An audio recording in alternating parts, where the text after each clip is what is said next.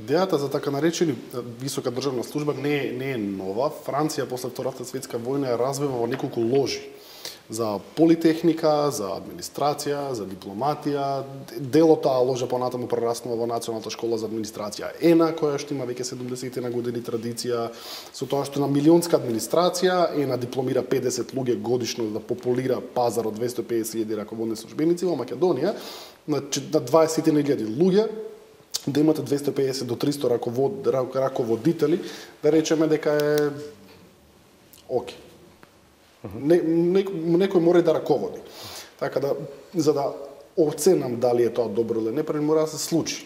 Во науката велиме, ако нешто не постои, не сте го виделе, не сте го измериле, не може да излекуваме заклучоци. Меѓутоа, би сугерирал кога веќе се отвара прашањето, се двои службеничкиот систем на висока државна служба, да се воспостави нека поригиден концепт на кариера за другите вработени. При тоа, би ја редизајнирал службата на следниот начин, чисто како сугестија, да не биде тоа длабока хиерархија, затоа што се одвоени раководните кадри од извршителите, да биде плитка која што ќе се базира на координација на процеси.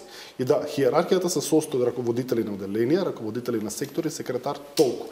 Државните советници не мора да постојат, бидејќи тие и не раководат званично со никого, освен ако не ги овластите, а другите звања се сите одговорни, условно речено, пред својот непосредно раководен, а тоа може да биде само раководителот на оделение, кој што нема да биде во својство на генерал на ДИВ, туку во својство на распределувач на налози и ќе следи кој ги извршува или не. А во рамките на поединечните звања би го вратил системот на интерна кариера или систем на класи би вовел, за да може некој, ако не може да биде онапреден во друго звање, и како референт, и како советник, после одреден број на години да има класа 1 до 5 и у петата класа да има можеби повисока плата отколку раководител на оделение што туку избран. За да имаат луѓето чувство дека имаат кариерен развој.